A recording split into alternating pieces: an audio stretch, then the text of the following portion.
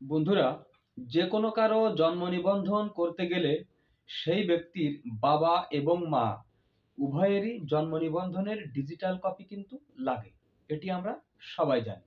কিন্তু বর্তমানে এই বিষয়টি শিথিল করা হয়েছে। এখন শুধুমাত্র বাবা এবং মায়ের নাম দিয়েই যে কোনো ব্যক্তির জন্ম নিবন্ধন করতে পারবেন।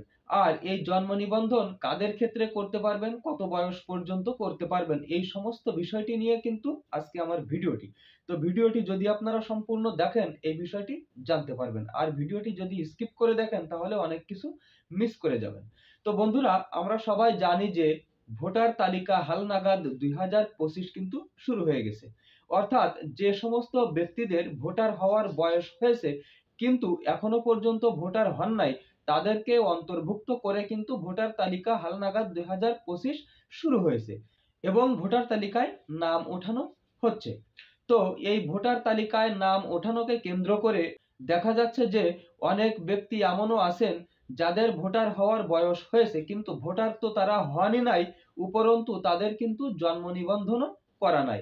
তাহলে এখন উপায় কি? তাহলে এখন উপায় হচ্ছে তাদেরকে প্রথমে জন্ম নিবন্ধন ডিজিটাল করতে হবে, তারপর ভোটার তালিকায় নাম ওঠাতে হবে। আর এই বিষয়টিকে সহজ করার জন্য বাংলাদেশ সরকার কর্তৃক একটি ডিসিশন নেওয়া হয়েছে। যাদের ভোটার তালিকায় নাম ওঠানো হবে তাদের যদি ডিজিটাল জন্ম নিবন্ধন না থাকে তাদেরকে ডিজিটাল জন্ম নিবন্ধন করতে হবে।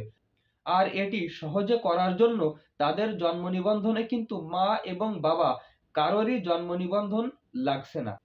শুধুমাত্র বাবা এবং মায়ের নাম দিয়েই কিন্তু জন্ম নিবন্ধন করা যাবে। আর এটি শুধুমাত্র করা হচ্ছে ভোটার তালিকায় নাম ওঠানোর জন্য।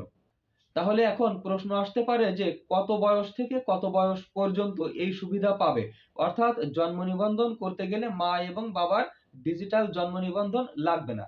31 ডিসেম্বর 2009 বা তার আগে যাদের জন্ম তাদের ক্ষেত্রে কিন্তু মা বাবার জন্ম নিবন্ধন লাগবে না। শুধুমাত্র মা এবং বাবার নাম উল্লেখ করেই জন্ম নিবন্ধনের আবেদন কিন্তু করা যাচ্ছে। আর যাদের জন্ম 31/12/2009 এর পরে তাদের ক্ষেত্রে কিন্তু এই বিষয়টি কার্যকর হবে না। তাদের জন্ম নিবন্ধন করতে গেলে কিন্তু মা এবং বাবা উভয়েরই ডিজিটাল জন্ম নিবন্ধন লাগবে এবং অনলাইনে আবেদন করার সময় সেই জন্ম নিবন্ধন নাম্বার এবং জন্ম তারিখ উল্লেখ করতে হবে। তাই আপনাদের যাদের জন্ম 31 ডিসেম্বর 2009 এর পূর্বে তারা যদি এখনো পর্যন্ত ডিজিটাল জন্ম নিবন্ধন না করে থাকেন তাহলে ডিজিটাল জন্ম নিবন্ধন এই সুযোগ থাকাকালীন করে নেন এবং ভোটার তালিকা হালনাগাদে আপনার নামটি উঠিয়ে নেন। এই ভিডিওর কোনো অংশ যদি বুঝতে আপনাদের সমস্যা হয় তাহলে আমার এই ভিডিওর নিচে নির্দ্বিধায় আপনারা কমেন্ট করতে পারবেন। আমি যত দ্রুত সম্ভব আপনাদের কমেন্টগুলোর উত্তর দেওয়ার চেষ্টা করব ইনশাআল্লাহ। তো আজকের ভিডিও এই পর্যন্তই। পরবর্তীতে আরো সুন্দর সুন্দর আপডেট সহ ভিডিও নিয়ে আসার প্রত্যাশায় আজকের মতো এখানেই বিদায়। আল্লাহ হাফেজ।